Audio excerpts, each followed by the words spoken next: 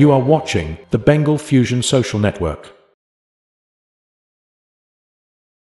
এমন কাউকে চেনেন যাকে আজকে খুব খুশি দেখলেন, কিন্তু আবার এক সপ্তাহের মধ্যে দেখা গেল তার মতো দুঃখী লোক কেউ নেই? অর্থাৎ আজকে যে রাজা কালকে ফকির, এটা কিন্তু এক রকমের মনের সমস্যা, যেটা খুব বড় সমস্যা হয়ে দাঁড়াতে পারে।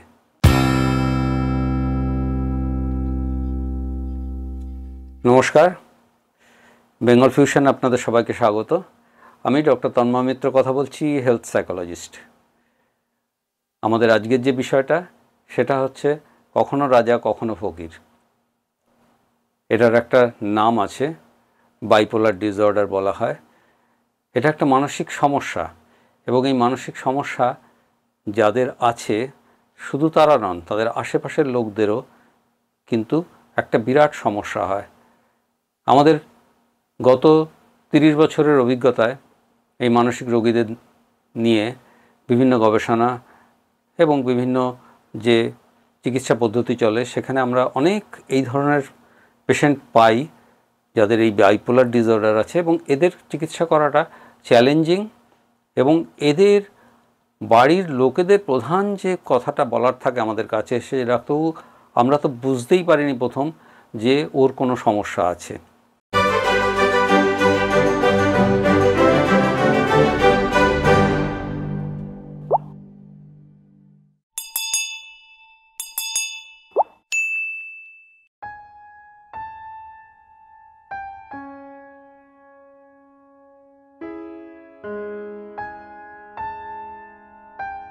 হ্যাঁ, এটাই কথা। তার কারণ হচ্ছে ওই যে বললাম, তারা কিন্তু একটা সময় প্রচণ্ড আনন্দ, প্রচণ্ড খুশি, এবং এদের মতো মানে এমন আনন্দ খুশিতে থাকা লোককে সহজে খুঁজে পাওয়া যাবে না। লোক মানে বাচ্চাও হতে পারে, কম বয়সেও এই সমস্যা দেখা দেয়। এইবার যে মানুষটাকে আমি এভাবে চিনি, সেই মানুষটাই যে আস্তে আস্তে একেবারে হতাশা, একেবারে মন খারাপ, একেবারে বিমর্ষতার মধ্যে ডুবে যাবেন। এটা কি করে লোকে বুঝবে? সমস্যাটা যেখানে দাঁড়ায় সেজন্যে যে লোকে ভাবে দুটো জিনিস। একটা ভাবে যে না না, ও মজা করছে, আর একটা ভাবে যে ও মিথ্যে ওরকম দেখাচ্ছে। দুটোই কিন্তু সমস্যার।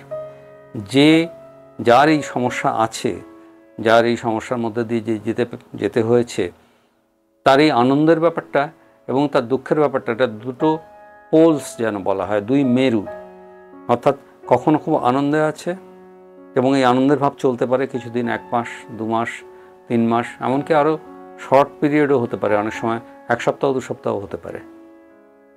তারপরে আরেকটা সময় আসে যখন ঠিক উল্টোটা, ওই প্রচণ্ড আনন্দ চলে গিয়ে আস্তে আস্তে আস্তে আস্তে দেখা গেল যে প্রচণ্ড বিমর্ষতা, প্রচণ্ড মন খারাপ, প্রচণ্ডভাবে নিজেকে আটকে ফেলা, কোনো কিছু করতে সাহস না পাওয়া, এবং মন খারাপের মতো সব কিছু চলতে থাকা, এইরকম একটা জায়গায় এসে সে পড়ছে। সমস্যাটা হলো তার নিজের এই জিনিসটা হচ্ছে, তার আশেপাশের যারা লোকজন তারা ভাবছেন যে ও বোধহয় কেন ওরকম করছে। যে লোকটা 2 মাস আগেই এত হাসি খুশি ছিল, হইচই করছে, সবাইকে নিয়ে বাইরে বেরোচ্ছে, টেনে নিয়ে যাচ্ছে সবাইকে, চুপ করে যে বসে আছে তাকেও টেনে নিয়ে যাচ্ছে, নাচ হাসি গান সব কিছুর মধ্যে সে রয়েছে, তাহলে এই লোকটার হলোটা কি? ওই যে কথাটা প্রথমে বলছিলাম, যে হয় সে মিথ্যে কথা বলছে, আর তা না হলে সে কোনোভাবে একটা অজুহাত তৈরি করছে। এটা কিন্তু অনেকে ভাবতে থাকেন। এই লোকগুলো যে সত্যিই একটা মানসিক সমস্যার মধ্যে দিয়ে যাচ্ছে, এটা অনেক সময় বুঝতে দেরি হয়ে যায়, এবং তাই চিকিৎসাও শুরু করতে হয় দেরি। তাই আমাদের এই অনুষ্ঠানে আমরা কিন্তু এইটা বলতে চাইছি যে যদি কাউকে এরকম বাড়াবাড়ি রকমের এই যে আনন্দ আর এই মন খারাপের মধ্যে দিয়ে যেতে দেখেন, যেটা একটা সাইক্লিক অর্ডারে আসছে, তাহলে ভাবতে পারেন যে এর মধ্যে অন্য কোনো রকমের মানসিক সমস্যার জায়গা কিন্তু হচ্ছে এখানে, যেখানে মানসিক বিশেষজ্ঞকে দেখিয়ে নেওয়া দরকার। আরও দু একটা কথা এখানে জেনে রাখা ভালো, যে এই মানুষটি যখন আনন্দে আছেন তখন কিন্তু এমন কিছু করে বসতে পারেন যেটা কিন্তু ওই যে বললাম তিনি তখন রাজা, তিনি তখন প্রচুর লোককে টাকা ধার দিয়ে ফেলতে পারেন। তার আর্থিক ক্ষমতার বাইরে গিয়েও তিনি কিন্তু তখন ভাববেনও না যে আমার কোনো অসুবিধা হচ্ছে কি না। তিনি সেই সময় প্রচুর জিনিসপত্র কিনে ফেলতে পারেন।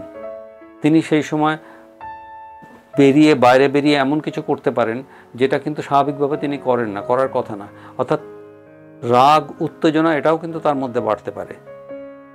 যেমন সেক্সুয়াল অ্যাক্টিভিটিও বেড়ে যেতে পারে।